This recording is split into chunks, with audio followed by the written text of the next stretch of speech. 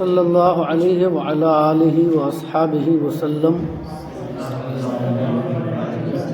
بسم اللہ الرحمن الرحیم۔ کہاں سے پڑھانا ہے؟ قاصد را قاصد را بگرفتن و رسالہ را بخواندن۔ لوگوں نے قاصد کو پکڑ لیا اور خط کو پڑھا، یعنی وزیر نے بادشاہ کے نام، دوسرے علاقے کے بادشاہ کے نام جو خط لکھا تھا، لوگوں نے اس قاصد کو پکڑ لیا اور خط کو پڑھا۔ نوشتہ بود، لکھا ہوا تھا کہ حسن ظن بزرگاں در حق بندہ، بیش از فضیلت بندہ است۔ لکھا ہوا تھا خط میں کہ بزرگوں کا حسن ظن بندہ کے حق میں بندہ کی فضیلت سے زیادہ ہے،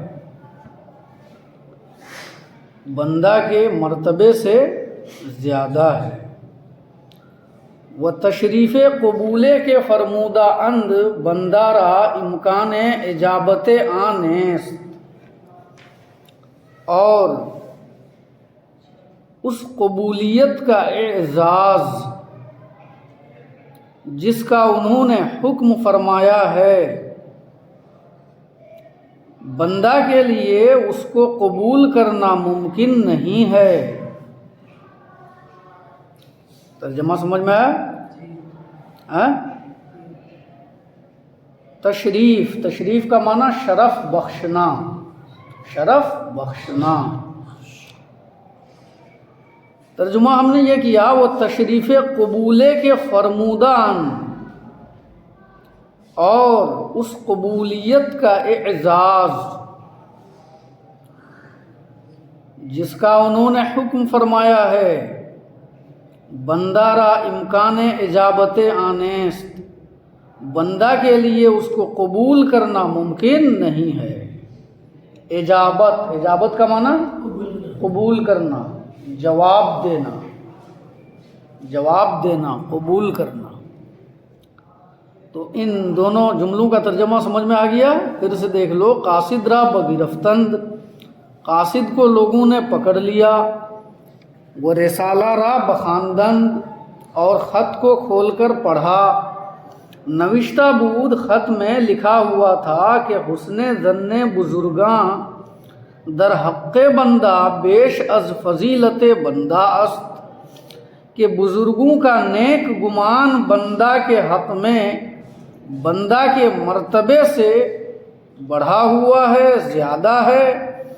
وہ تشریف قبولے کے فرمودہ اند، اور اس قبولیت کو اعزاز بخشنا جس کا انہوں نے حکم فرمایا ہے، بندہ را امکان اجابت آنیست، بندہ کے لیے اس کو قبول کرنا ممکن نہیں ہے۔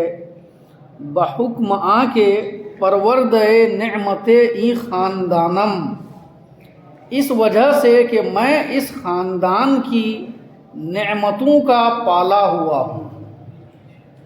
اس وجہ سے حکم کا معنی وجہ، سبب۔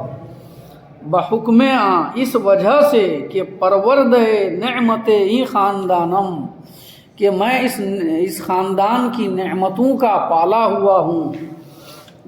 و باندک مائع تغیر خاطر، با ولی نعمت قدیم بے وفائی نتواں کرد، اور تھوڑا بہت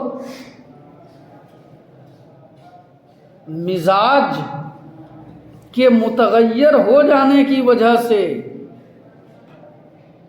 میں اپنے پرانے محسن کے ساتھ بے وفائی نہیں کر سکتا۔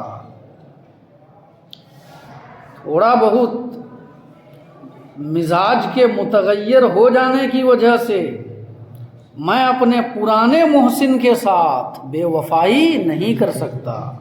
اندک کا معنی معلوم ہے تم کو تھوڑا، ہے نا؟ باندک مایع تغیر خاطر، تغیر کا معنی بھی جانتے ہی ہو، خاطر کا معنی دل، ہے نا؟ باندک مایع تغیر خاطر، اس کا مطلب یہ ہوا دل کے معمولی بدل جانے کی وجہ سے، دل میں معمولی تبدیلی آ جانے کی وجہ سے، سمجھ میں آیا نا؟ یعنی طبیعت اور مزاج میں معمولی سی تبدیلی آ جانے کی وجہ سے میں اپنے پرانے محسن کے ساتھ بے وفائی نہیں کر سکتا۔ ولی نعمت کا معنی محسن، ولی نعمت قدیم کا معنی پرانا محسن۔ چنانچہ گفتند جیسا کہ عقل مندوں نے کہا ہے، بیت آرا کے بجائے تست ہر دم کرمیں، عذرش بنہ ارکند بعمر ستمیں۔ وہ شخص جس کا تیرے اوپر ہر وقت ایک احسان ہے، اس کو معذور رکھ اگر عمر کے کسی حصے میں کوئی زیادتی کر بیٹھے۔ ترجمہ سمجھ میں آیا؟ آرا کے بجائے تست ہر دم کرمیں، وہ شخص جس کا تیری جان پر ہر وقت ایک احسان ہے، عذرش بنہ، اس کو معذور رکھ، ارکنت بعمر ستمیں، اگر عمر کے کسی حصے میں وہ کوئی ظلم اور زیادتی کر بیٹھے، ہے نا؟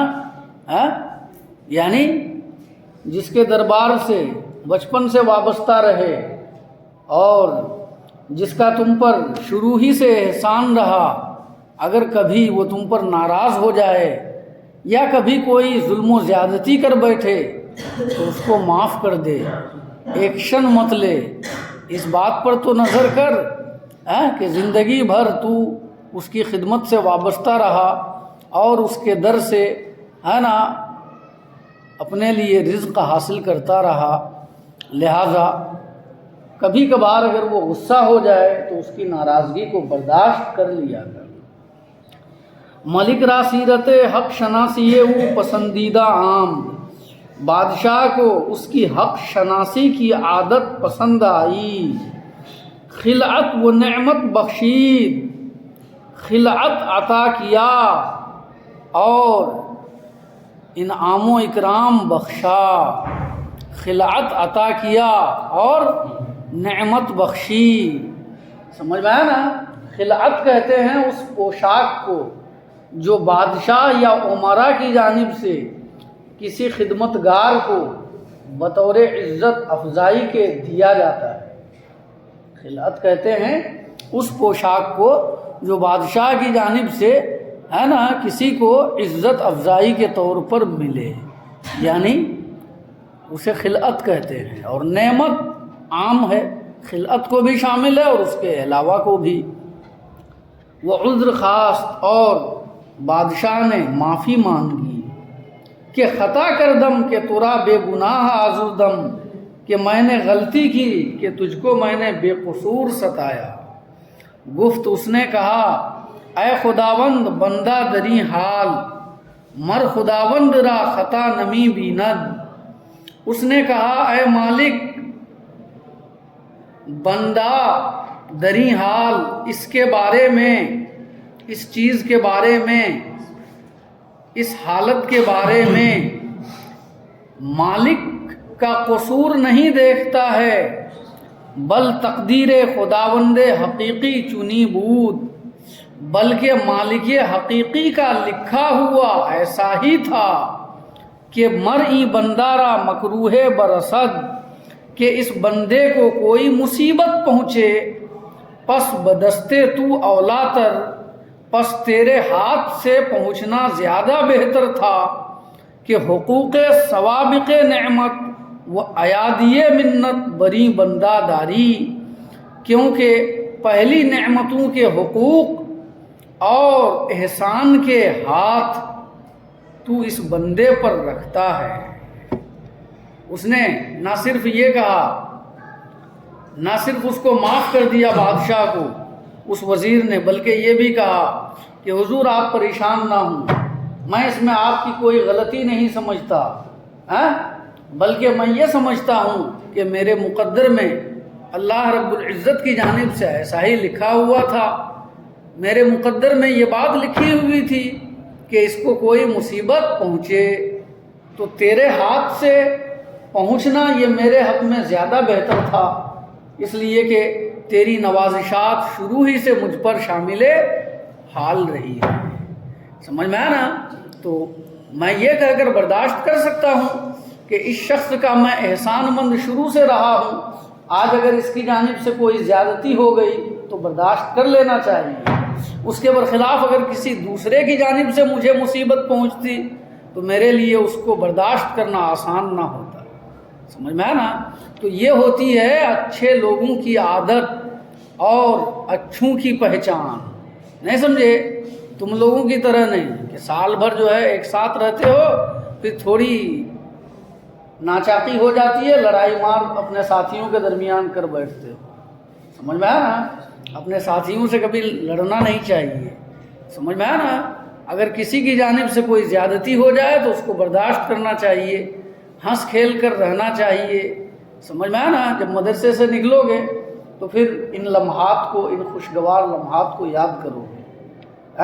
تو اگر کسی کی جانب سے کوئی زیادتی ہو جائے تو شکایت لے کر اساتذہ کے پاس نہ پہنچو، پہلے اس کو سمجھاؤ، پہلے برداشت کرو، برداشت سے باہر ہو جائے تو اس کو سمجھاؤ کہ میرے ساتھ ایسا نہ کرو۔ سمجھ میں آیا نا؟ ہاں، اگر واقعی بار بار وہ غلطی کر رہا، تم پر زیادتی کر رہا، تو پھر اساتذہ کے پاس اپنے ساتھی کی شکایت لے کر جاؤ، پہلے ہی دن شکایت لے کر نہ پہنچ جاؤ۔ سمجھ میں آئی بات؟ تو اچھے لوگوں کی شناخت یہ ہوتی ہے کہ وہ اپنے پرانے محسن کے ساتھ اس کی معمولی ناراضگی کی وجہ سے بے وفائی نہیں کرتا اور دوسروں کے پاس نہیں جاتا، بلکہ اسی در سے وابستہ رہتا ہے۔ ترجمہ سمجھ میں آیا کہ نہیں؟ مفہوم تو سمجھ گئے، ترجمہ سمجھ میں آیا؟ پھر سے دیکھو یہاں سے، گفت اس نے کہا، اے خداوند بندہ دری حال مر خداوند را خطا نمی بیند۔ اے مالک، بندہ اس حالت میں مالک کا یعنی حضور کا، جناب کا خطا نہیں دیکھتا ہے، جناب کی غلطی نہیں دیکھتا ہے، بل تقدیر خداوند حقیقی چنی بود، بلکہ مالک حقیقی کا لکھا ہوا یعنی اللہ رب العزت کا لکھا ہوا میرے مقدر میں چنی بود ایسا ہی تھا کہ مرئی بندارا مکروہ برسد، کہ اس بندے کو کوئی تکلیف پہنچے، کوئی مصیبت پہنچے، پس بدستے تو اولا تر، پس تیرے ہاتھوں سے پہنچنا زیادہ بہتر تھا، کہ حقوق سوابق نعمت وہ ایادی منت بری بندہ داری۔ حقوق یہ حق کی جمع ہے، سوابق یہ سابق یا سابقہ کی جمع ہے، اور نعمت کا معنی جانتے ہی ہو، ایادی جو ہے یہ ایدی کی جمع ہے، اور ایدی یہ ید کی جمع ہے، اور ید کا معنی ہے ہاتھ۔ ید کا معنی کیا ہے؟ ہاتھ، اس کی جمع کیا ہے؟ ایدی، اور ایدی کی جمع کیا ہے؟ ایادی۔ تو ایادی کو جمع الجمع بولیں گے، یدی کی جمع الجمع، یدی کی جمع الجمع۔ منت کا معنی ہوتا ہے احسان۔ سب کے معنی سمجھ گئے؟ سوابق معنی سمجھ گئے؟ ایادی یہ اس کا معنی کیا ہے؟ ہاتھ، اور منت کا معنی کیا ہے؟ احسان۔ ترجمہ یہ ہوا، پس تیرے ہاتھوں سے پہنچنا زیادہ بہتر تھا کہ حقوق سوابق نعمت و ایادی منت بری بندہ داری، کیونکہ تو پہلی نعمتوں کے حقوق اور احسان کے ہاتھ اس بندے پر رکھتا ہے، احسان کے ہاتھ اس بندے پر رکھتا ہے، یعنی الطاف و کرم تیرے اس بندے پر ہیں، لہٰذا تیرے ہاتھوں سے اس مصیبت کا پہنچنا میرے حق میں زیادہ بہتر تھا۔ تو آپ پریشان نہ ہوں، میں آپ سے ناراض نہیں ہوں، مجھے کوئی تکلیف نہیں۔ سمجھ میں آئی بات؟ چلو ٹھیک ہے، بس صلی اللہ علیہ نبی الامی وعلی آلہ وصحبہ۔